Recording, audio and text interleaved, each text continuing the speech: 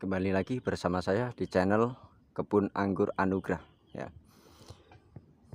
Lokasi tempat saya berada di Desa Kuniran, Kecamatan Batangan, Kabupaten Pati. Buat teman-teman yang pengen berkunjung di tempat saya, silakan cari di Google Map ya. Nanti ketik aja di ini Kebun Anggur Anugrah. Nanti insya Allah ketemu alamat saya di kebun saya. Ini yang ada di depan saya, ini adalah buah jenis Veles. Ini buahnya kurang maksimal untuk berinya. Ini udah banyak yang dipetik kemarin. Ini kemarin itu buahnya dompolannya lumayan lah, ada sekitar setengah kilo dalam satu tandan. Dan dibagi-bagi sama pengunjung yang pengen ngicipin gitu, kita kasih sedikit untuk ngerasain biar mereka tahu. Kita juga pengen mengenalkan bahwa anggur itu banyak beberapa jenis ya, ada beberapa jenis, banyak sekali kan. Mungkin dari teman-teman yang sudah bergelut di anggur pasti tahu lah gitu. Untuk yang kaum awam, kita kenalkan bahwa anggur itu bukan cuma sekedar merah, hijau, hitam gitu. Semua ada nama varietasnya. Nah, di sini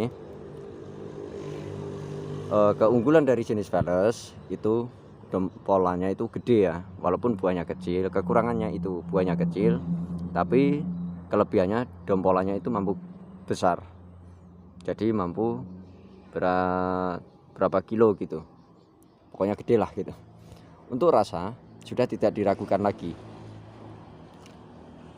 Mungkin kalau dibandingkan sama Jupiter masih menang Jupiter ya, tapi kalau soal rasa itu enggak kalah sama yang lain ya, karena Veles juga punya aroma yang kuat. Untuk manisnya sudah pasti. Setiap orang yang berkunjung dan ngicipin buahnya itu sempat kaget mereka itu, karena baru pertama kali mereka memakan anggur yang ada aroma wanginya. Untuk jenis Veles itu sangatlah mudah dibuahkan, mau dipotes pucuk, mau dipangkas di mata bat ke berapapun, dia itu mudah banget untuk berbuah. Sangat mudah dibuahkan, sangat kenyal sekali dia. Soal rasa ya itu tadi, nggak diragukan lagi ya. Bagi teman-teman yang pengen merawat Veles, pengen menanam Veles, jangan kaget ya, karena buahnya kecil gitu, tapi tandan buahnya gede.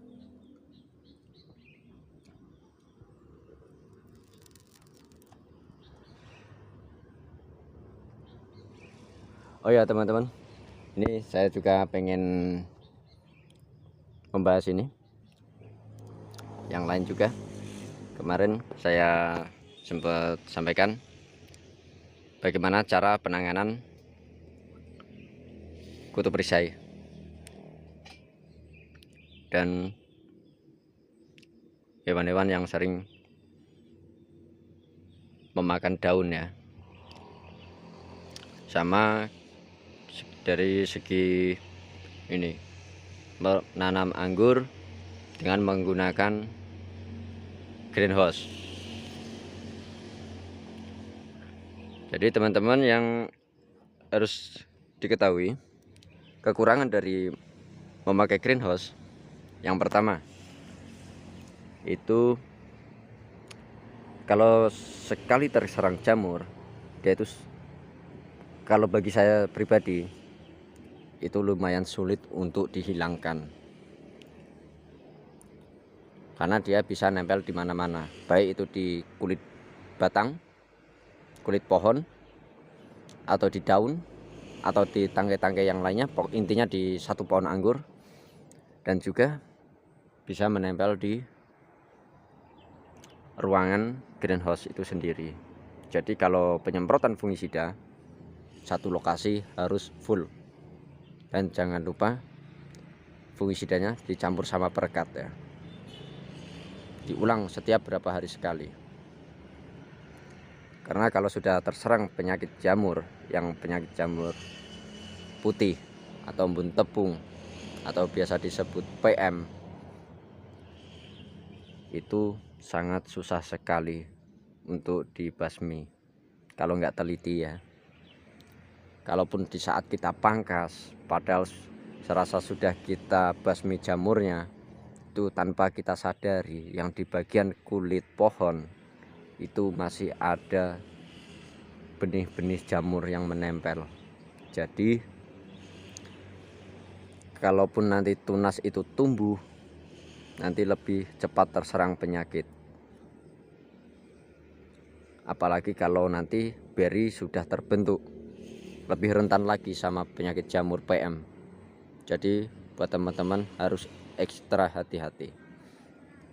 Itu kalau pemakaian greenhouse ya. Saya bukan menakut-nakutin, tapi itu pengalaman saya ketika waktu berkunjung ke tempat teman, dan sempat saya sampaikan ini ada penyakit ini ada penyakit ini, itu saya sampaikan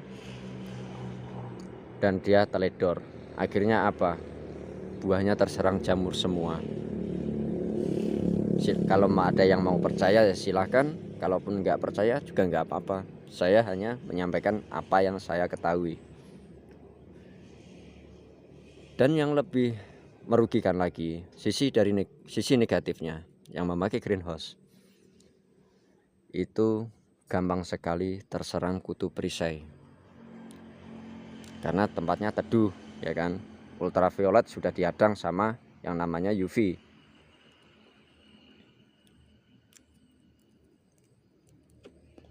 Jadi kita harus jeli, walaupun pohonnya itu nampak subur, belum tentu bagian batangnya itu nampak subur, nampak sehat ya. Karena bisa jadi nanti pohonnya jadi kurus karena faktor kutu perisai. Untuk membasmi kutu perisai itu sendiri bisa gunakan insektisida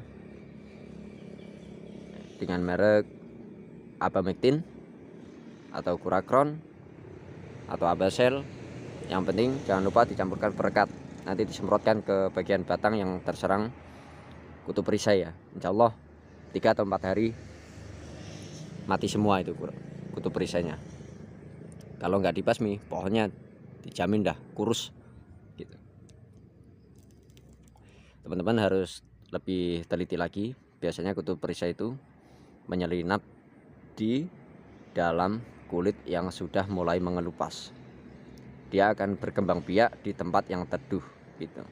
Buat teman-teman yang walaupun yang memakai greenhouse ataupun yang tidak memakai greenhouse, tapi yang tidak memakai greenhouse itu tanamnya itu di tempat teduh, misal ternaungi sama rumah atau ternaungi sama pepohonan lain, terus kondisi lahannya itu kelembapannya tinggi, dalam arti sering tanahnya itu lembab atau basah ya, itu gampang sekali terserang kutu perisai.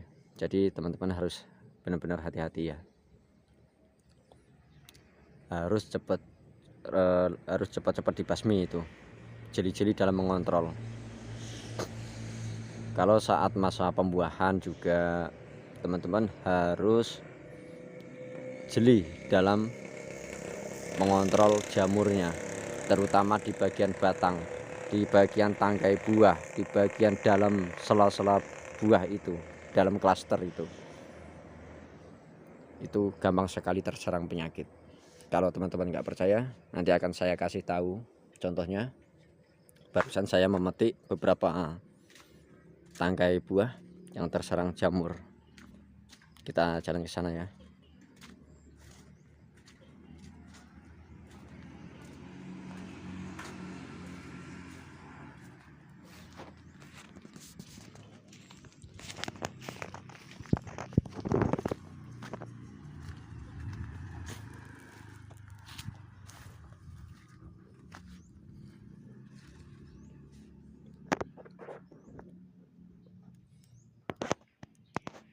Ini adalah salah satu yang terserang penyakit jamur. Nampak ya? jelas sekali dia pasti akan pecah kalau keserang jamur. Inilah yang jamur yang paling ganas di anggur kalau pas lagi pembuahan. Hati-hati buat teman-teman, jangan sampai gagal, harus jeli dalam penelitiannya.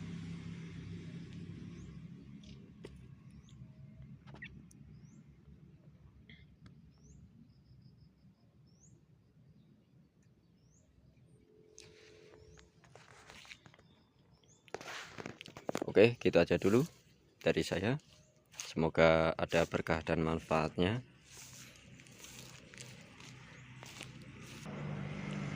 Assalamualaikum warahmatullahi wabarakatuh.